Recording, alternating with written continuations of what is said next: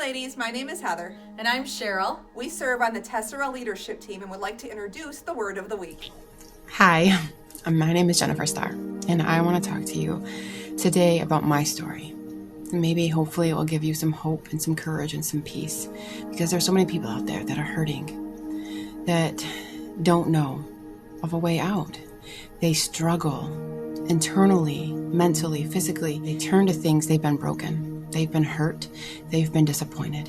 They've had things in their life that's happened that has led to other things in their life that's made them feel remorseful or shamed or guilty. And it's all bondage, all of it.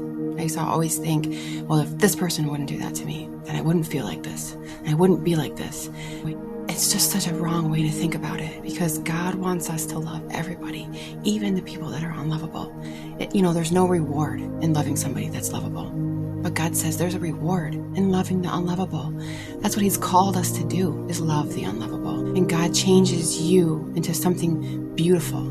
He uses your brokenness from your relationships or from your friendships. There's so many places of hurt that we come out of, and God wants to free you. He wants you to be free. You can't change the person that's hurt you. Only God can. And once you realize that you put it and leave it in God's hands and let God do the changing, everything changes.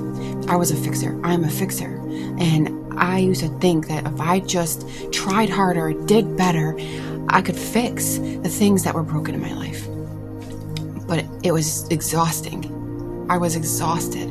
I wasn't letting God do what He needed to do in my life. I wasn't listening to Him.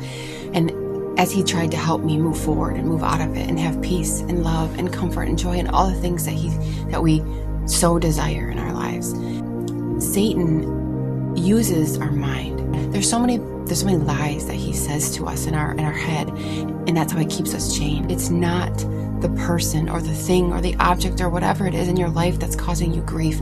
It's Satan bringing it back up, bringing it back up, and bringing it back up, because that's how he keeps you bound and chained. It says in the Bible, we are fighting against evil rulers of the unseen world, against mighty powers in this dark world, and against evil spirits in the heavenly places. Ephesians 6:12. Sometimes we think the person that's hurting us is the enemy, and so we take it out on them, and we get mad, and we hold on to anger and bitterness and resentment in our hearts.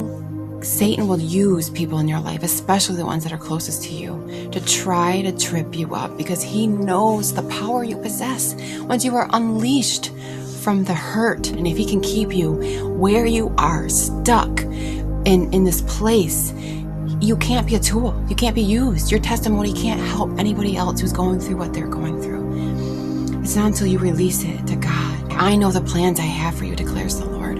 They are plans for good and not for disaster, to give you a future and a hope. In those days when you pray, I will listen. If you look for me wholeheartedly, you will find me. If we dedicate our time and stop looking at the chaos in our life and start looking to God, everything changes. You may be broken, but that's how God uses us. He uses our brokenness, because when a light shines on a broken piece of glass, it shines from every angle, not just one. So now you can shine even brighter for the people who need it the most. Your testimony matters. Your story matters. And when you give that to God, He can do miraculous things with your testimony. I pray that you have hope, that you have peace, that you have courage and strength to move out of the place you're in and to be used by God. Thank you.